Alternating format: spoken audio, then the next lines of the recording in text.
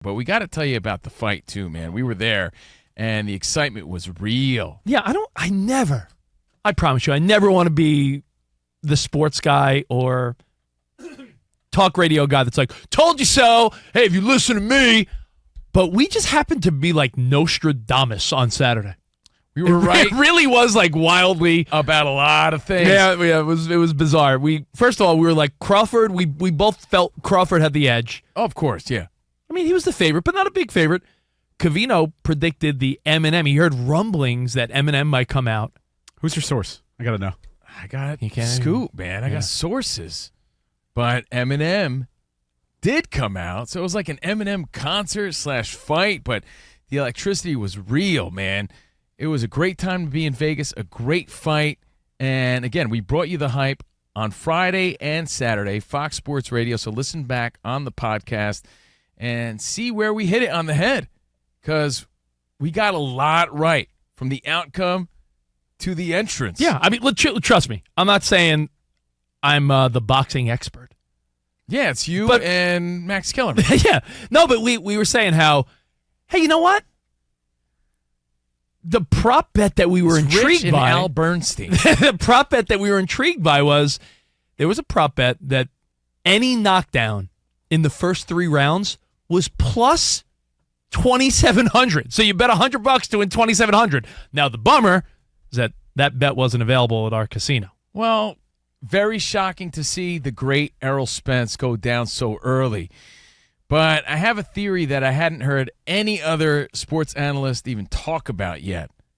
Errol Spence, Olympic caliber fighter, had never been in that situation before. Errol Spence had never had his back against the ropes in that way, in a title fight. So I think he didn't even have it in his instinct to hold and wrap up Terrance Crawford. It's a great point. It's like, if anything in life, if you have never experienced it, if you're going through a breakup for the first time, you ever see a friend that's never really been dumped and they get hit hard later in life? Like, yo, dude, you were never dumped in like high school or college. You could tell because they just don't know how to react. And Errol Spence was a guy that never was challenged even close to the ass whooping he took from Terrance Bud Crawford. It was a boxing clinic masterclass put on by Terrance Crawford. Errol Spence just didn't have it that night, but again, didn't have the wherewithal to just hold and get his head back and his fight or flight, and he chose to fight, and I give him all the credit in the world for wanting to fight, to get back up and fight. Thank God it lasted. Thank God it lasted. Every time he went to punch, the counterpuncher Terrance Crawford would just tag him. He was crunchy, he was crispy, he was accurate, he was precise. I'd never seen a performance like that. But it's like everything he threw landed and landed hard. And he just had too much for Errol Spence. And the crowd was so into it, man. And it was primarily an Errol Spence crowd. We were there. We heard the roar of the crowd. And I'd say it was like 70-30 Errol Spence. No doubt. And you made a great point, so let me back you up. When you see someone in sports or life encounter something that most of us do, but they never did, you could see they're almost lost. Like, Errol Spence was never roughed up. What's the biggest complaint about boxing? Oh, they're hugging. They're not fighting enough. They're wrapped up again. Errol Spence should have been the guy hugging and trying to wrap up to like gain his composure, get a second, take a breather. But get when his he was head and legs back, when he was getting roughed up, it was new territory for Errol Spence. So instead of doing the smart thing, which was at that point, let me hug Terrance Crawford, let me get in there, let me have the ref have to break us up. I need a second. He didn't get that second. Ramos, he just kept flailing his arms. And one of the other bets we made, we talked about it on Saturday's Extra Pod, was any knockout was plus 700. Like, you bet 100 to win 700. Everyone thought this was going the distance, which is why it was surprising that Crawford whooped his ass. I mean, whooped his ass. Now, do they run it back? No, Errol Spence has it in the contract that they could do a rematch. Each guy took home over $10 million, gained a lot of hype, took home a lot of Instagram followers. In today's world, that matters. Popularity matters.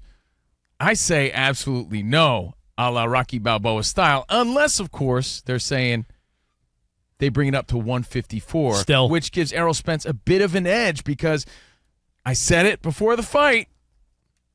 Terrance Crawford had a slight edge because he was growing into that 147 welterweight division, growing into it. Errol Spence was trying to stay in it, which put a lot of stress on his body. He's a bigger guy.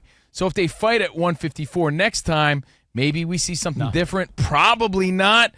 But, man. If you're in the NBA, right? What a fight. If you're in the NBA and you get swept 4-0, you don't run it back. You know when you run it back? You run it back when you lose Game 7. It's like, oh, it could have went either way. The ball bounced this way. Hey, Game 7 in the playoffs, your pitcher gets roughed up out of the bullpen. You might run it back. When you get sort of dominated very one-sidedly, like Errol Spence did, you need to go back to the drawing board, maybe get another fight in there in between. It would be humiliating. I think the same result would happen. What would change? It was sad to see, knowing how great Errol Spence is. He's a great fighter, and Terrance Crawford was the bigger, better, well, actually the smaller, but better man that night, and he made a really great, excellent fighter looked like trash, to be honest. He embarrassed the guy, and we were there to witness the whole thing, and I'll tell you, just from the crowd standpoint, I said, I'll tell you. I didn't give you a Dangerfield impression, but I'll tell you that being there was so much fun. There was a haze in the crowd. I felt like I was high from all the weed. There was like a fogginess in the crowd, and it was electric. And I don't know if it was like just in the atmosphere or it was all the smell of weed that was in the air. There was that, Danny G, you know that like concert smell of weed? Oh, you're like, man, this is great. And dude, everyone dressed to the nines. Talk it out, man. Celebrities were there, so the excitement was real. Like anybody who was anybody was there at that fight. It was wild how unmonitored the weed smoking was in an arena. Yeah. I mean, hey, you want to get high, man? Dude, Ramos, there was you know what? Sometimes a game fireworks will go off so that they'll have that remnant of like smoke clearing for like a half an inning where it's like there's still the smoke from the fireworks in the 7th inning stretch. So it made the whole experience feel like you're in a dream sort of scenario. I got secondarily high, and I looked down the row. I'm like, is everyone around me feeling it's the opening drive of the Super Bowl? Yeah. And then what you're seeing just didn't seem to be real either. You're like, whoa, this Errol Spence is hitting the canvas like that. And dude, I've never seen anyone put on such a dominant performance in a title fight the way Terrance Crawford did this weekend. It was amazing to see. He is now a household name, and well, slow down. He should be, but I don't think that one. See what he does next. He gained like over 400,000 followers just over the weekend. For real? Yeah. So big fight. We were there. We made a lot of great calls, and I'll tell you what. Something else I haven't heard anyone else say. Terrance Crawford won that fight the minute Eminem walked him out. Oh, dude! Before that even started, it was star-studded. I want you guys to know who got the most applause. You know, they go around the arena before the fight, and they're like, "There you go, there's Tracy Morgan." Hey. I was hoping they put the camera on Covino and Rich, but it didn't happen. Not there yet. But it was like, "Oh, Tracy Morgan." Everyone's clapping. Oh, there's Evander Holyfield. Oh, yeah, Evander Holyfield. Maybe if I say Mecca Lecca High, Mecca Heine Ho. No, Mecca Lecca High, Mecca Chani Ho. Rest in peace, Pee Wee. The two people that got the biggest applause. I know it's a fight, so it's going to be fighters. When they put the camera on Manny Pac-Man Pacquiao, that place went nuts. And then the only person bigger than they're like, oh, Chris Brown. Oh, there he is. Oh, there's this actor. Mike Tyson. Who's unbelievable. He's so spaced out, he doesn't even look at the camera. He doesn't even know he's on camera. The whole arena. Everybody cheering about. Everybody making so much noise. And erupts. Place went nuts for Iron Mike. It was such a great time. You know, anyone that says boxing's dead is absolutely wrong about that. However, UFC did have a great night as well, a great card and a great fight. Like I said, Justin Gaethje with the big win and great sportsmanship from Poirier. But the minute Terrance Crawford came out to Eminem, and I heard what song he came out to, the minute I heard the song, I was like, there's no way he could lose now. Las Vegas, make some noise for the next undisputed welterweight champion in the world, Terrance Crawford!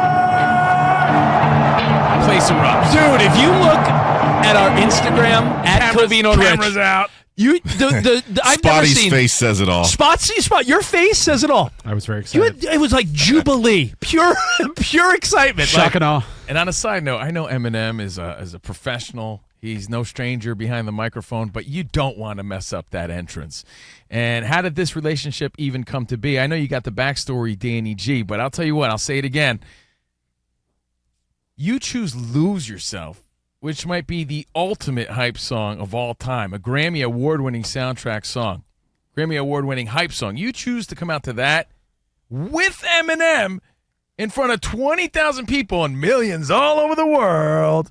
You cannot lose. You won't lose. You won. The vibe, right the momentum, and something I learned after the fight, maybe they said this on the broadcast, Terrance Bud Crawford had like a fishing net over him, and I didn't know what that was about. Part of his boxing trunks too were made of like a fish net, not fish net like Oscar De La Hoya dressed up in drag, like a fisherman's net.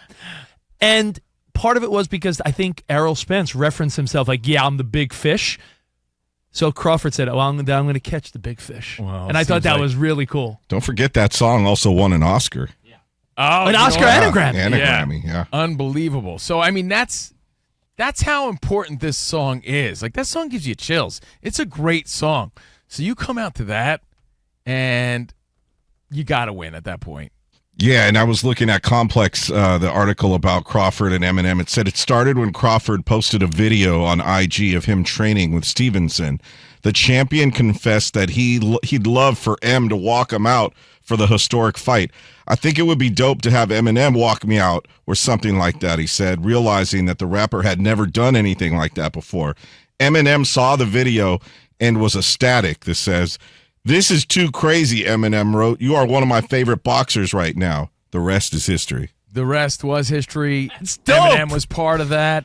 And as I was saying, when he introduces Terrance Bud Crawford, he can't mess that up. And that's why I think he didn't rap the rest of the song. Just like let it breathe, make your entrance, say what you got to say, walk him out, and move on. You got this weird stage fright thing. You're a performer. You think Eminem's going to mess up? Why didn't he perform? You think he's going to mess up? Ladies and gentlemen, Terrance Bud effing Crawford. What is he going to mess up? He says you're unified champion or something like that in the beginning. Oh, yeah, that's a lot soon to be. And it was almost like everyone just seeing him was enough, and him doing the intro like a DJ over his own song was enough, because then he just stood there and took all the applause and cheers in. Everyone in our section had that look that Spot had on his face. Yeah. Like, everyone was looking like, what? Dude, even Errol Spence was like, I think, done after that. And I'm not... Yeah, Errol Spence said, oh, no. I'm not making any accusations or really insinuating anything.